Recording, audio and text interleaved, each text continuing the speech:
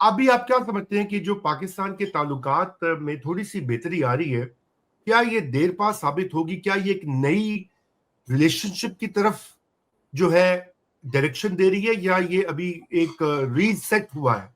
जी इजाज। शुक्रिया रजा।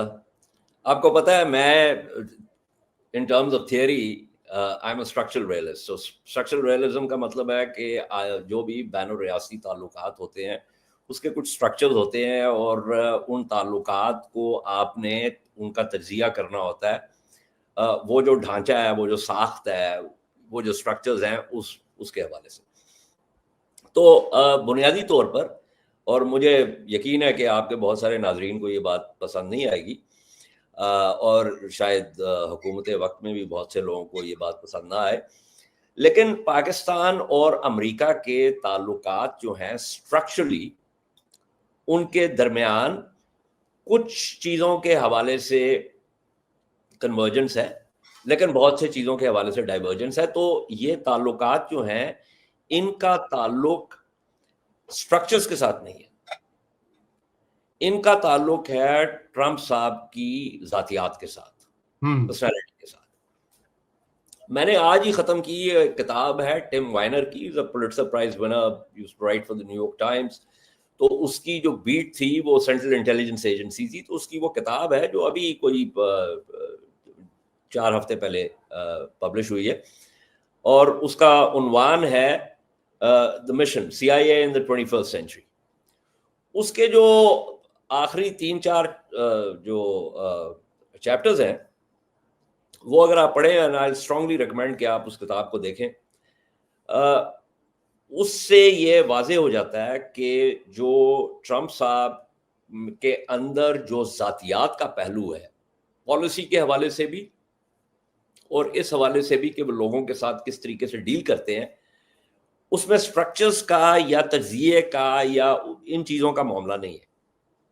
वो मामला ये है कि कौन उनके साथ जो है वो लॉयल्टी शो करेगा। ये पिछले दौरे हुकूमत में भी था उनके, और अब तो खैर ये बहुत ही ज़्यादा वाज़ेह हो गया। सो एक तो बात ये है। दूसरी बात ये है कि अगर इसी तरीके से होना है तो फिर पाकिस्तान ने भी ये गेम अच्छे तरीके से खेली है, क्योंकि जो भी आप खेल खेलते हैं उसको उस खेल के पैरामीटर्स में आपने देखना होता है ना। करेक्ट। मतलब देखें ना, आप किसी चौगान खेलने जा रहे हैं, घोड़ा भी है, मैदान भी है, लेकिन चौगान के जो है मुख्तलिफ असूल होते हैं। कहीं किसी तरीके से खेली जाती है, कहीं किसी तरीके से खेली जाती है। अब आपने अगर चौगान खेलनी है ट्रंप साहब के साथ, और खेलेंगे आप उस तरीके से जिसका ट्रंप साहब के साथ कोई ताल्लुक नहीं है, तो जाहिर है फिर मामला जो है वो गड़बड़ होगा। तो चूंकि हम भी बादशाह हैं ट्रांजैक्शनल डीलिंग्स के, तो हमने ट्रंप साहब की नब्ज पर हाथ रखा हकीम लुकमान की तरह, और हमें समझ आई कि भाई ये बंदा जो है इसकी जात के अंदर एक बहुत बड़ा खला है, और वो खला जो है वो सिर्फ इसकी तारीफ से पुर हो सकता है। तो हमने कहा हमारा क्या जाता है। राइट। वो आपको पता है ना, जो हमको वो कहते थे कि what goes off my father.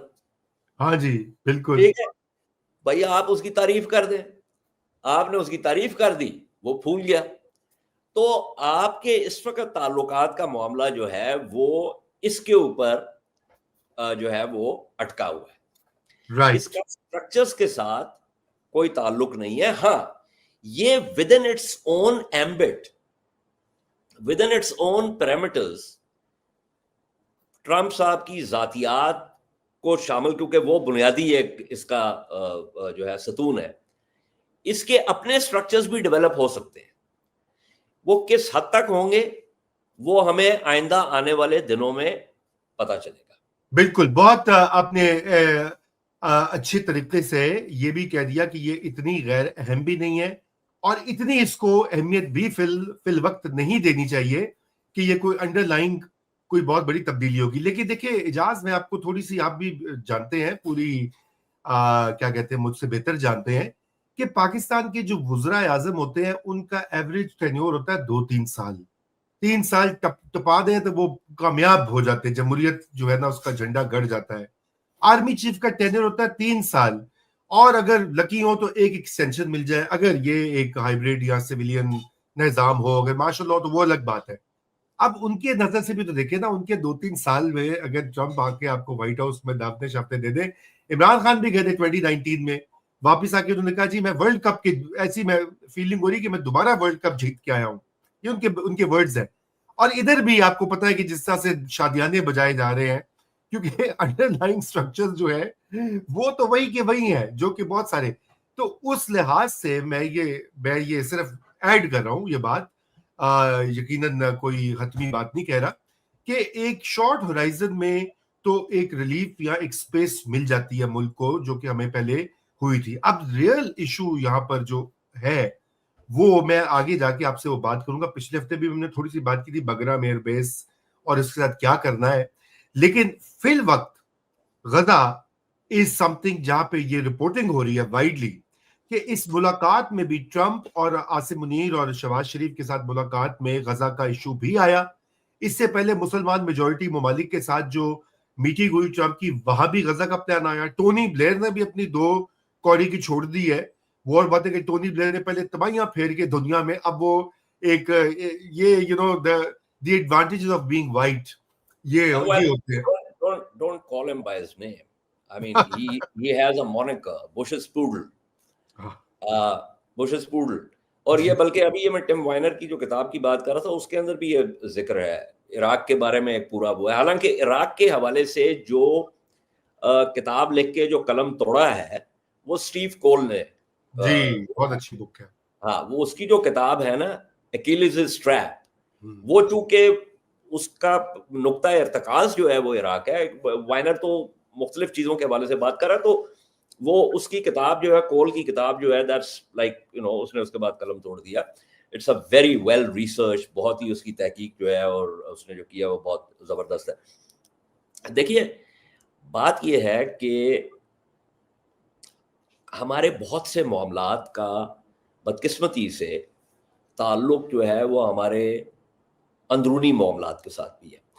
اب مسئلہ یہ ہو چکا ہے, اور مجھے کئی دفعہ لوگ جو ہے وہ پروگرام کے بعد نیچے جو کامنٹس آتے ہیں وہ لوگ مجھے بھجواتے رہتے ہیں. مسئلہ یہ ہے کہ جب آپ یہ بات کریں, کیونکہ یہ تو چیزیں بھول جاتے ہیں نا لوگ, کہ عمران خان کے دور حکومت میں ان کے جو بڑے نکات تھے ان میں سے ایک میں تھا. ٹھیک ہے, اچھا اب چونکہ میرا تو I am an equal opportunity offender, اب چونکہ 8 فروری کو جو کچھ ہوا اس کے بعد ظاہر ہے میری تنقید اس دور مطلب یہ جو نظام حکومت ہے اس کے اوپر ہے.